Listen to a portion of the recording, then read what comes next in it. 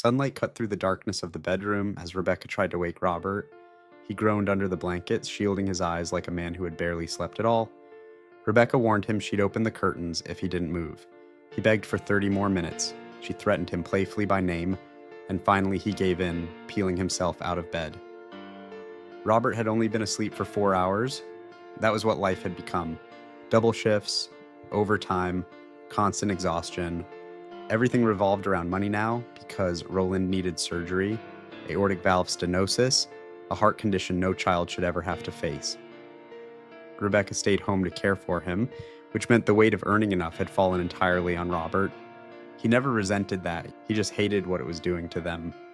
The long hours had started pulling him away from his family. Tension crept in where it never used to live.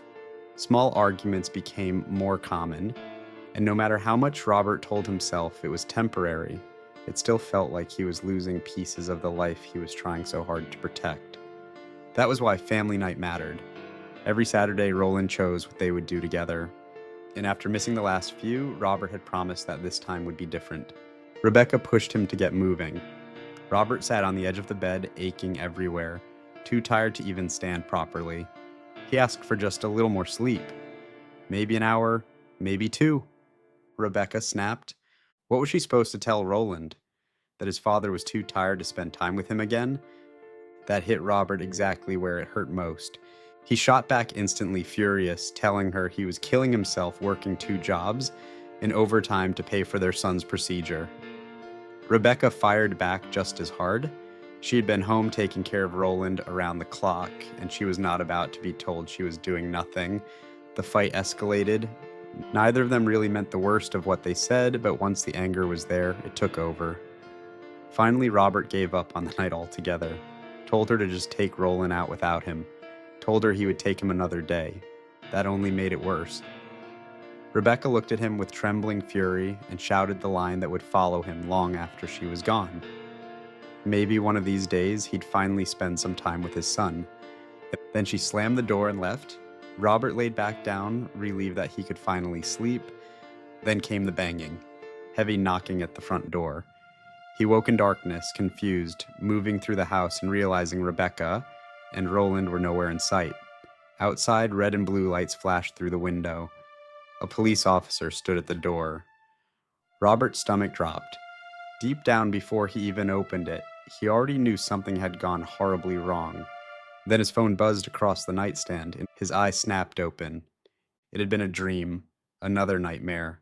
Sweat drenched him, his heart was pounding. He grabbed the phone, still half lost between past and present. The man on the other end introduced himself as Detective Marvin Reese. Reese wanted Robert to come down to the station and finish the written statement about the bridge rescue. Robert agreed, hung up, and looked at himself in the mirror. He'd stopped drinking almost entirely following the night of the accident and his conversation with Jordan in the bar. For several days, he'd not touched a drink. However, another bout of the same recurring nightmare of the worst night of his life had driven him back to the drink last night. On top of the nightmare, he still couldn't shake the crash, couldn't shake the little girl, couldn't shake the vision of Roland or the strange feeling that his dead son was somehow leading him toward something. He looked wrecked, and he knew it. So he dragged himself to the bathroom, muttering the only thing he could think. He needed to get himself together. When Robert pulled into the parking lot of the police station, he just sat there for a moment with both hands on the wheel. The last time he had seen this place was the night Rebecca and Roland died. That alone was enough to make his chest tighten, so he did what he had trained himself to do. He reached under the seat, found the hidden bottle, took a quick drink, then washed it down with mouthwash from the glove box to hide it. One shot for the nerves, one rinse to cover it up. Then he stepped out and forced himself inside. Inside, Robert found Detective Reese exactly where the desk officer said he would be. Reese looked worn down, hollow-eyed, like a man caring too much and sleeping too little. He thanked Robert for coming in, even praised him for what he'd done at the bridge. Robert barely knew how to respond to that. Then he asked the question that had been bothering him. Why was a detective handling what should have been a simple crash report? Reese shut that down immediately, said he couldn't discuss the full investigation. All he needed was Robert's written statement, especially why he had been on the bridge that night in the first place. That made Robert's pulse jump. Was he being investigated now? Still, he agreed and took the pen. Before he could write much, Reese's phone rang. He stepped out to take it, and when he came back, something had changed. He moved faster, talked faster, grabbed his badge and jacket, and told Robert he had to leave immediately. They would have to reschedule. Robert sat there stunned, trying to process what had just happened. Then he turned and nearly jumped out of the chair. Roland was sitting across from him, his dead son, again. Robert rubbed his eyes, blinked hard, looked around to make sure no one else in the office was reacting. No one was. Roland pointed toward the hallway Reese had disappeared into, then pointed to a family photo on the detective's desk. Robert didn't understand at first, then slowly it clicked. Follow him. That was what Roland wanted. It made no sense. None of this made sense. But Roland repeated the gesture, more urgently this time. So Robert dropped the pen on the desk and ran after Detective Reese. By the time Robert made it outside, Reese was already pulling out of the lot in a black sedan. Robert hurried into his truck and followed. At first, he could hardly believe what he was doing. He was tailing a detective through town. The whole thing was insane. But Roland had pushed him here, just like before, and that was enough to keep him going. Eventually, Reese stopped at another police station, ran inside, and came back out with a teenage boy. The boy looked angry. Reese looked sad. Robert watched as the two drove to a house and went inside. He waited across the street until Reese came back out alone, got inside his car, and drove off. Robert paused, watching the detective pull away, finding himself caught in indecision.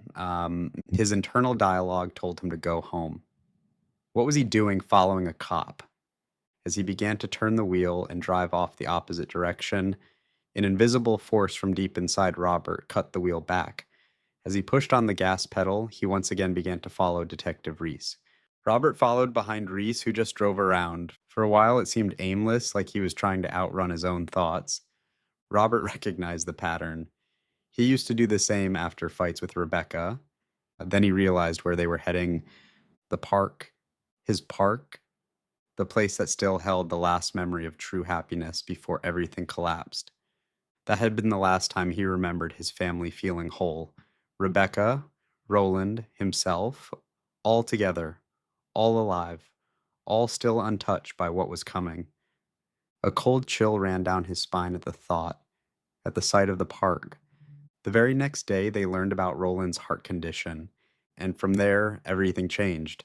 So, when Reese pulled in and got out, Robert almost turned around and left. He couldn't bear to go back in there carrying all this grief and rot and guilt. But when he looked in the mirror, Roland was there again, staring at him with quiet disapproval. Robert sighed. He didn't understand why his son kept leading him into pain, but he went in anyway. Reese was sitting alone on a bench when Robert found him. Robert tried to play it off like chance, saying he came there sometimes to think. Reese didn't really buy it. Still, the mention of Robert's son changed something. He told Reese he used to bring Roland there. That softened the detective. He admitted he used to bring his own son there too.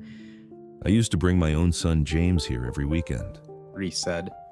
Robert picked up that he used the word used. That made Robert's body run cold. Why used to? His son James was clearly alive. He'd just seen him earlier in the day, or at least a kid he believed could be James.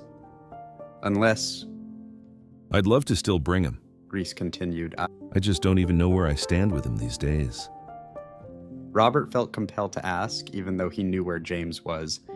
He just couldn't tell the cop he had been following him all afternoon. Where's James now? Reese started to open up, told him everything about his current situation, that his ex-wife had full custody. He had barely seen James in over a year, barely spoken to him in months. That day, James had been caught shoplifting after skipping school. When the police picked him up, he used his father's name. Because of professional courtesy, they called Reese instead of just processing him like anyone else. That was the call that had pulled Reese out of the interview earlier. He had gone, picked his son up, taken him home, and then left again. When Robert asked what he meant by not being there anymore, He said he used to be a normal father when he was a patrol officer. He had a schedule. He could make practices, show up for things, be present. Then he made detective. The hours changed, the calls got worse, the things he saw got darker. And when he did make it home, he still wasn't really home. He drank to bury what the job put in his head. He withdrew from his family. Listening to him, Robert realized just how close their stories really were. Different details, same damage.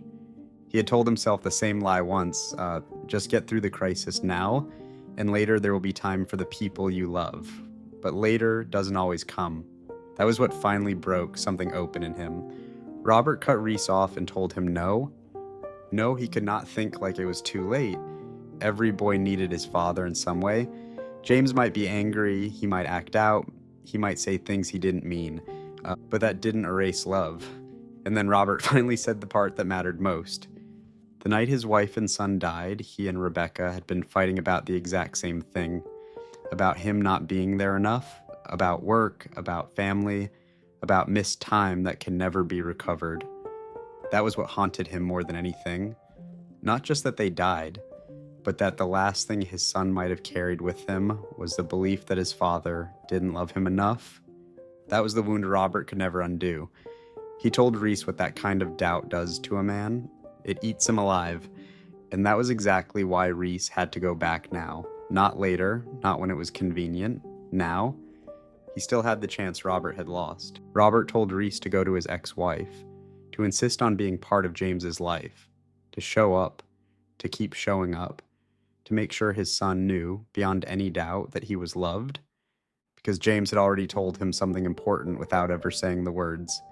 The first time the boy got in real trouble, he reached for his father. That meant something. It meant the door was not closed. As long as both of them were still breathing, it was not too late. Robert said he would never get that chance again, but Reese still had one. So he needed to take it. Reese listened, really listened. Reese stood up fast, shook Robert's hand, and said he knew exactly what he needed to do. Then, just before leaving, he turned back and told Robert something he desperately needed to hear. That after everything Robert had shared, he believed Roland had known exactly how much his father loved him, and Robert should stop carrying that fear. Then Reese ran off through the park. Robert sat there alone on the bench, staring out across the monkey bars, jungle gym, and swings, and there was Roland, swinging peacefully, smiling like nothing had ever been broken. For the first time, Robert let some of the guilt loosen its grip, because deep down, maybe Reese was right. Maybe Rebecca and Roland had always known. Roland smiled, gave his father a wink, and faded away. Robert continued to sit on the bench, watching the sun fade away. He let himself remember the good instead of only the loss, feeling a smile stretch across his face for the first time since